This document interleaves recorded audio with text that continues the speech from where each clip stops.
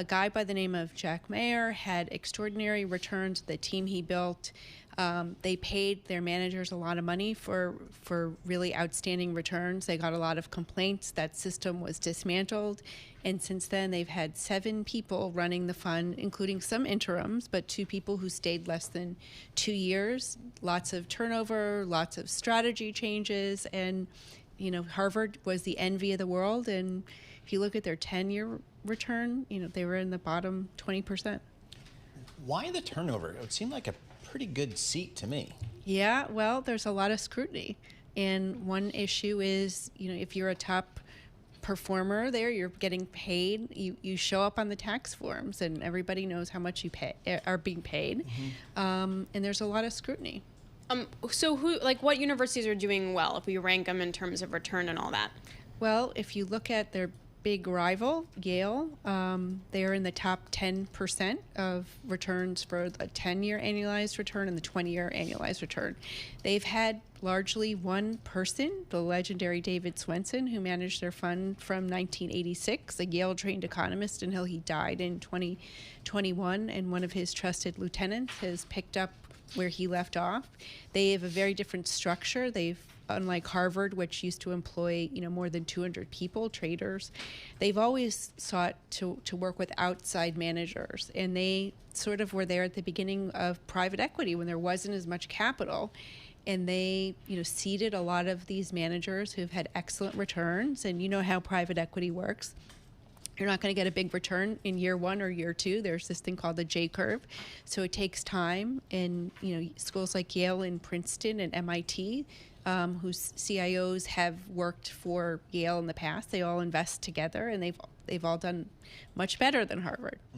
So, that Yale, it's referred to as the Yale model. It used to be, back in the day, a 60-40 portfolio. Then Yale said, no, we're going to allocate a lot to alternatives. I think in the simplest form, that's kind of the Yale model. Hasn't everybody replicated that?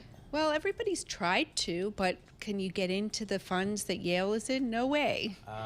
So they're still reaping the benefits of being early.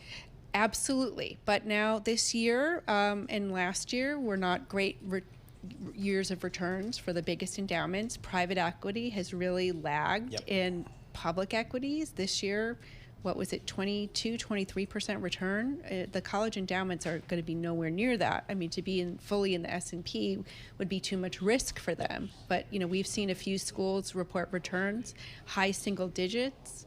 They need to get 7-8% to get to pay their salaries plus inflation. When we talk about what they're not investing in, there's been a huge social pushback. We see it in universities like Columbia when it comes to the war in Gaza. There's obviously been a big push against fossil fuel investments. Are these endowments, what's the right word? How quick or how nimble are these endowments to respond to those? Well, first of all, nobody is divesting from things related to Israel, but that's pretty clear. So that's not really a factor of what these colleges are doing. And Harvard did not divest from fossil fuels. They're rolling things off, and they had a loss in 2022, and they said a small portion of that was not being in the funds that, did very well in energy in 2022. Divesting as a strategy really is not an investing strategy. It's what does Warren Buffett say? Don't do anything with emotion. And colleges, if that's what they're looking for, you saw meddling with the change in pay structure, meddling with energy, meddling, not such a good investment policy. And Harvard has also been pretty steadfast that they're not doing anything related to the BDS movement. For 20 years, they have been. So, they still have $50 billion endowment. They're still the biggest. They are. So, I'm not going to cry for these guys, are we? No.